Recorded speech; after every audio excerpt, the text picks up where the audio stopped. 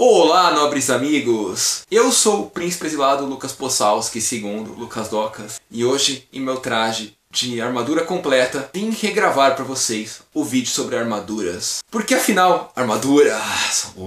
Olha que assunto legal. Mas eu vim regravá-lo porque já estava ficando antigo o vídeo e tá boa. Tava na hora de dar uma repaginada, ainda mais porque agora eu tenho um pouco mais completa a armadura aqui, né? Que agora eu tenho o Gumberson, eu tenho a ombreira de placa, então tá um pouco mais completa ela, vamos dizer assim, e por isso eu resolvi gravar de volta. E então, gente, o que era uma armadura na Idade Média? A armadura era a cota de malha que eu tô usando? Era. Era a coifa ou gorjal que eu tô usando na cabeça? Era.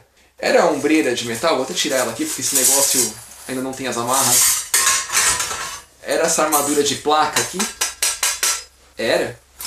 Mas também era o Gumberson por baixo, a touca de pano aqui por cima, tudo isso é armadura. E por isso eu vou ficar nessa posição um pouco mais confortável agora já, sem vestir ela como um todo, para poder falar para vocês sobre ela. Porque tudo isso é armadura e tudo isso é importante para se compreender a proteção durante uma guerra medieval em si. Porque a proteção é feita da cabeça aos pés e a proteção é feita em camadas. Vai desde a placa na parte mais acima, quando possível tê-la, até o Gumberson aqui na parte de baixo. E basicamente era o seguinte: por que tínhamos tantas camadas diferentes de armaduras na Idade Média? Era única e puramente para reduzir impactos? Não. Porém, sem dúvida que temos camada pensada para cada situação. Por exemplo, a camada de pano que nós temos embaixo, que nem essa touca aqui, ou que nem o Gumberson que eu estou usando dentro da manga, por exemplo,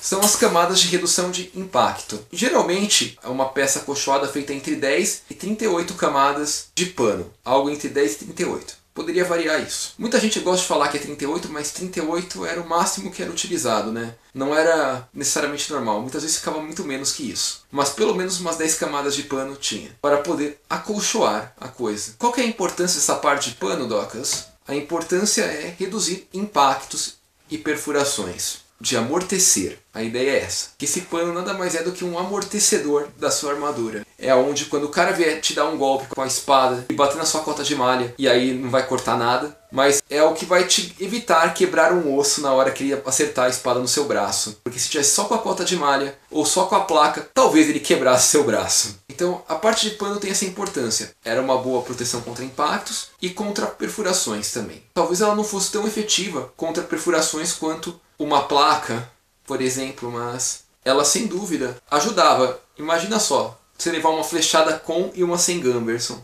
Óbvio que a com Gumberson vai te proteger melhor. O Gumberson vai te proteger da flechada. Então, essa camada é importante por esse motivo também. Entendendo a camada de pano, nós temos a cota de malha, que em alguns casos poderia ser ausente, mas na maioria dos casos da Idade Média era muito presente, por ser, na época ao menos, uma forma mais barata de se produzir armadura. Principalmente porque uma cota de malha não precisava ter uma medida tão precisa. Olha só.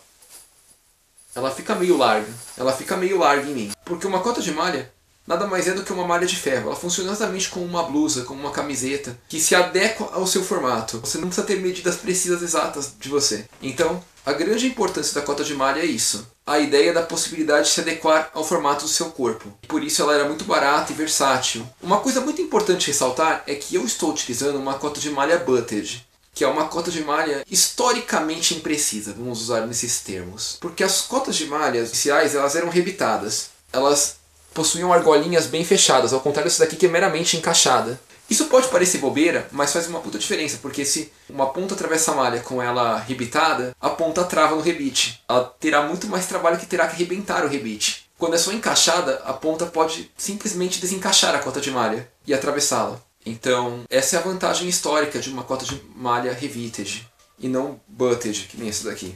Mas, tirando essa pequena imprecisão histórica que eu estou utilizando aqui, a cota de malha tinha grandes funcionalidades para evitar corte. Porque pensa só, isso é malha de ferro. Se você for olhar, luva de açougueiro é feita disso. Os profissionais de açougue, de frigorífico que limpam carne, utilizam luvas desse tipo, desse material. Porque esse material para corte. É praticamente impossível cortar esse material. Até por um motivo que nem esse, que no passado não se utilizavam muitas espadas para corte, lá na Idade Média. Porque, como cota de malha era uma coisa tão normal em batalha, uma arma de corte perderia o sentido contra ela.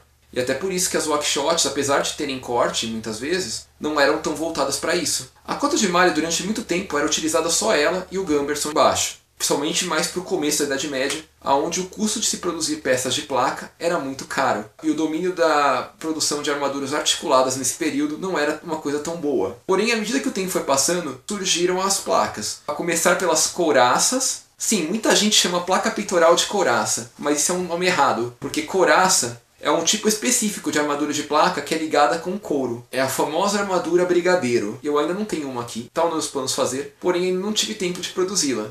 As armaduras brigadeiros ou brigandines, sim, o nome brigadeiro da função militar é o oriundo do cara que utilizava a brigandina na época. Nada mais é do que um monte de placas de chapas menores juntas por um colete de couro, ou por uma peça de couro, uma cinta de couro por dentro, vamos dizer assim, que as unificava como se fosse uma peça única. E mais do que isso, essas peças tinham essa junção de couro. E o couro ficava por cima, o couro ou o pedaço de tecido ficava por cima dela, da peça de ferro, para não se deixar identificar aonde ficavam as junções. Era meio que uma forma de camuflar as junções dela, para evitar que alguém pudesse focar a luta nessas junções, as espadas, as pontas, nessas junções, e assim evitar causar mais danos. Lógico, nem é preciso dizer que as brigandinas ou armaduras brigadeiro eram de longe o tipo mais fácil de se produzir de armadura ao longo da Idade Média. De tanto que quando elas começaram a ganhar proporção, rapidamente as cotas de malha começaram a ser substituídas ou usadas em segundo plano, com armadura na parte baixa. E por fim chegamos a essa belezinha aqui, que é conhecida como placa branca ou placa brilhante. Pode receber o nome de armadura gótica ou armadura milanesa também. Ou simplesmente armadura branca ou armadura espelhada, que são as armaduras de placa. Na verdade, placa nada mais é do que o auge das armaduras que existiam na Idade Média. Porque uma coisa que nem essa, você não consegue cortar ou perfurar de jeito nenhum. E apesar dela poder amassar com o impacto, ela vai te salvar de alguns danos dele também. Porém, ela tem algumas desvantagens. Uma coisa dessas tem que ser moldada no formato específico do corpo da pessoa que vai utilizá-la. Provavelmente é mais cara também, por esse fator, e pela quantidade de ferro que utilizava, e pelo tipo de trabalho, a quantidade de trabalho que receber para se fazer. E mais do que isso, era pesada. Uma armadura de placa chegava a superar os 40 quilos na Idade Média. Uma cota de malha chega a uns 20 quilos, mas uma armadura de placa completa chega a superar 40 quilos. Porém, sim, apesar de serem coisas muito pesadas, chega até a ser engraçado discutir isso, porque como o peso fica tão distribuído entre seu corpo que você não percebe que está carregando. Se você já estiver acostumado com o uso da armadura, você consegue carregá-la numa boa ao utilizando, que ela não vai ser muito pesada. Vai ficar pouco mais que o normal para você. Ela tem todo esse formato, ela se distribui pelo seu corpo no peso, o que por mais que ela seja pesada não te atrapalha. Agora que eu falei sobre todos os tipos de armadura aqui, algumas considerações finais para ressaltar nesse vídeo. Os elmos. Sim, elmos são armaduras de placa. E sempre foram armaduras de placa. Muitos deles poderiam possuir adereços como coifas ou gorjais, como o meu aqui,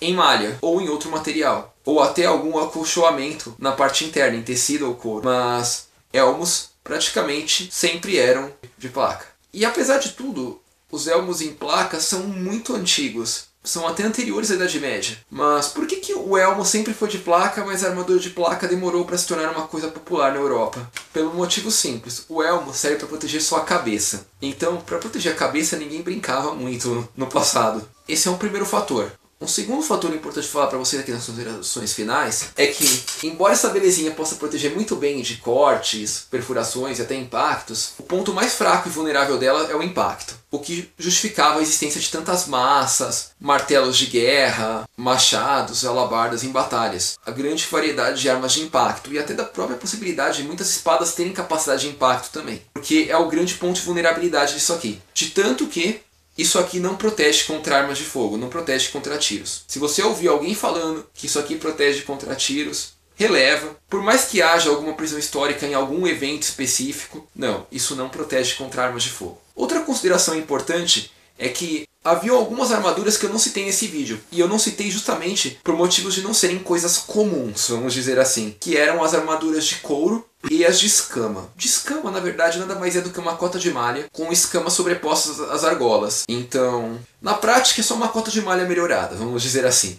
Eram mais bonitas? Eram mais caras também. Protegiam melhor que a cota de malha? Protegiam um pouco melhor contra umas flechadas. Mas era lá muito efetivo além da cota de malha? Não, não era tudo isso. E havia umas de couro. As de couro endurecido, que eu diria que são uma grande exceção, porque couraça eu já mencionei aqui. E couraça, na verdade, como eu falei, era só uma armadura de chapa, que usava o couro para ligar as chapas entre elas. Mas haviam armaduras de couro endurecido no passado. Elas de fato existiram. Não são uma lenda. Porém, não eram muito comuns, até pela baixa proteção que ofereciam em si e pelo alto custo de produzir, porque afinal você teria que produzir couro para fazê-la, né? E couro sempre foi um material caro e valioso, mais do que o tecido em si. Porém, esse tipo de armadura realmente existiu, principalmente entre as versões mais antigas dos nórdicos ou povos oriundos da Ásia que se estabeleceram no leste europeu. Nesses casos era mais comum, até por uma tradição e pelo baixo peso que esse tipo de armadura possuía. Porém, novamente, não era um tipo de armadura muito boa, porque era pouca coisa melhor que a camada de pano em si. Talvez protegesse um pouco melhor contra alguns cortes, mas um corte bem dado de uma lâmina pesada provavelmente atravessaria o couro. Talvez protegesse um pouco melhor contra algumas flechadas, né? Em conjunto com um gamberson por baixo. Mas enfim, não era lá um tipo muito vantajoso, até por isso não era uma coisa comum. Mas é necessário uma menção honrosa nesse vídeo, em função de terem de fato existido. E bom, nobres amigos, acho que por esse vídeo é isso. Espero que tenham gostado, espero que tenham compreendido. Se gostaram, por favor, deixem seu like, porque ajuda muita gente aqui do canal. Gostou do conteúdo e acha que é um conhecimento válido para alguém que você conhece? Compartilha com a pessoa. Além de estar nos ajudando, você também vai estar difundindo esse conhecimento. Não é inscrito? Por favor, se inscreva. Ajuda mais ainda a gente. Obrigado e até a próxima, nobres amigos.